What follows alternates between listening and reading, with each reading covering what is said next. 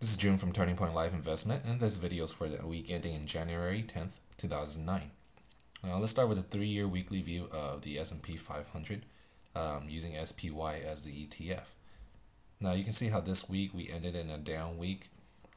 Prices have came down from the previous week's high, and as a result created a dark candlestick, indicating a slight change in momentum that we've been having this past month of December, where prices have been slowly creeping up towards this 20-week moving average.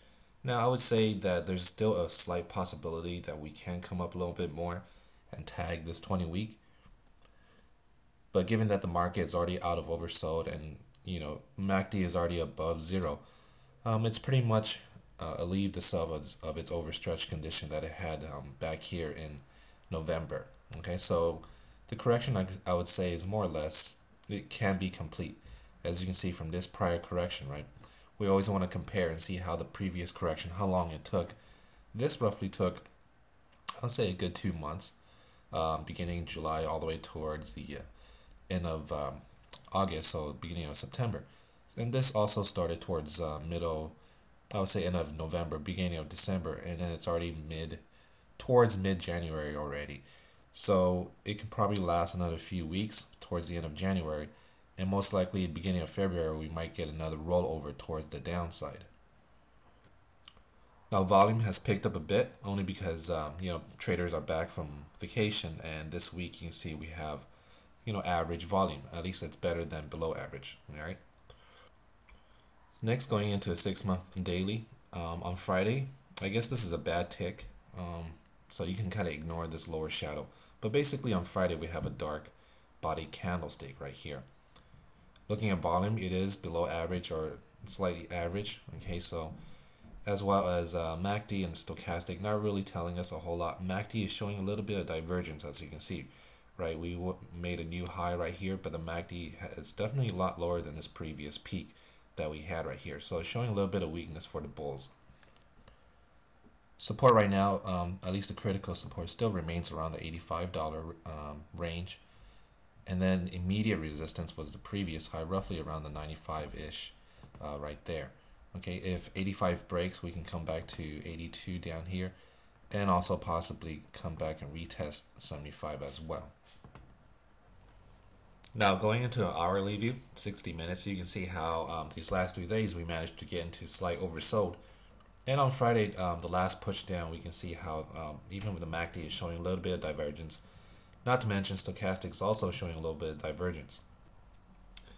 This is telling me that on Monday, probably even into Tuesday, we might get a little bit of relief rally.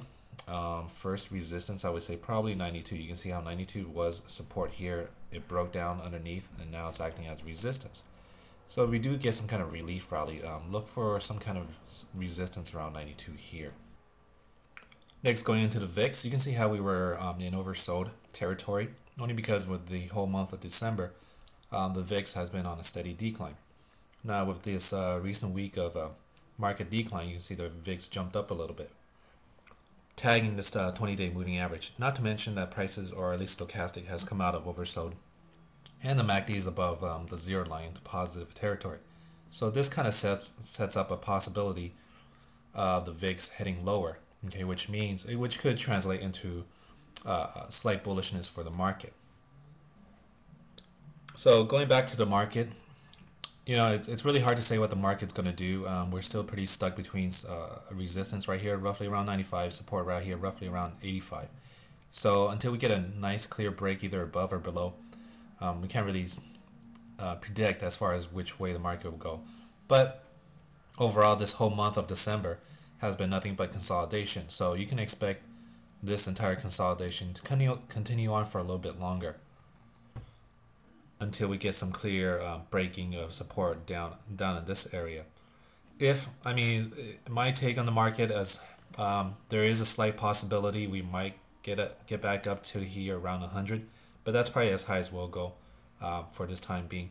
I still feel like there's still one more leg down, most likely probably even testing support around 75, if not a little bit lower.